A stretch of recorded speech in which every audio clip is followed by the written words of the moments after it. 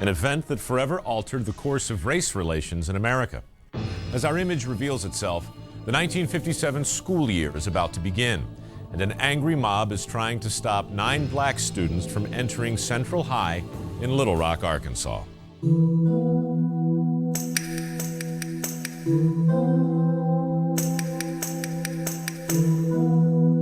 The question I usually get asked is, were we scared?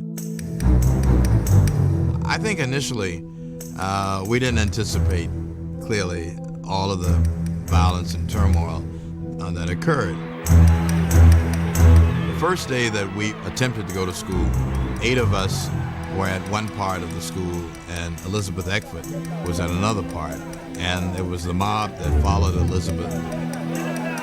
Then you begin to feel that this was a very hostile, violent group of people. Even at that point, I told myself that if we didn't go through with it, didn't attend Central and backed out, it would just reinforce the view that the African American community in Little Rock wasn't interested in making a change in things.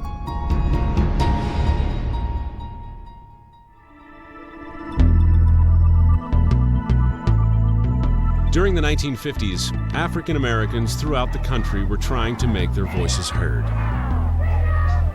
We, the Negro citizens of Montgomery, Alabama, do now and will continue to carry on our mass protest.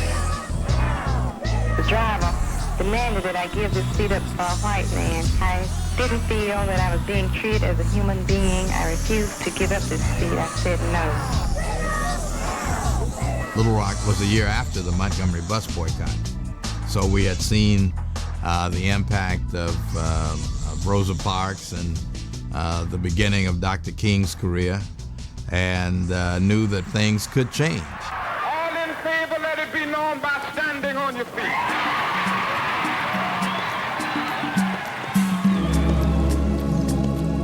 The first step for the Little Rock Nine came in May 1954, when the U.S. Supreme Court issued its opinion in the landmark case Brown versus the Topeka, Kansas Board of Education.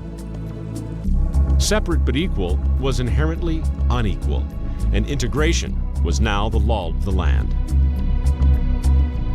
In 1957, this decision and the power of the federal government were tested in Little Rock, Arkansas. We didn't, at the moment we were selected, have any idea it was going to be as difficult as it turned out to be.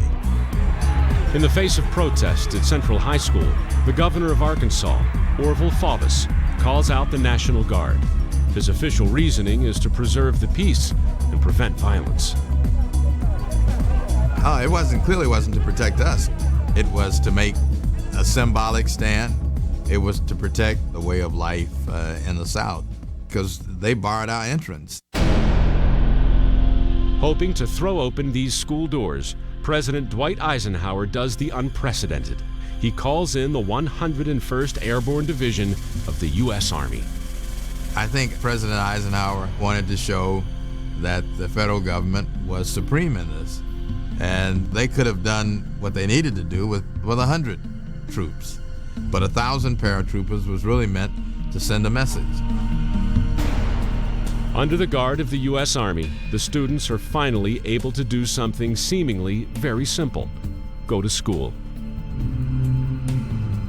But it would not be easy for Ernest Green or his 8 fellow black students. School was like going to war every day.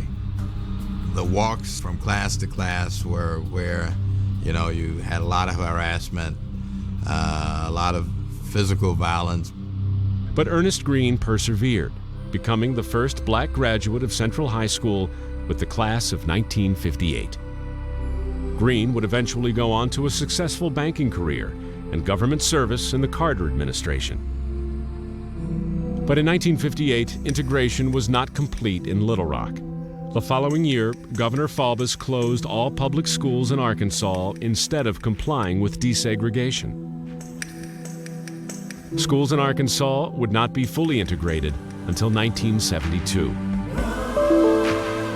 Yet, the world would always remember these 9 students, who, by claiming their place in the classroom, were claiming their place in history. Attending Central was special in the sense that it was part of history. It was part of a change. This was reverberating all over the country, all over the world.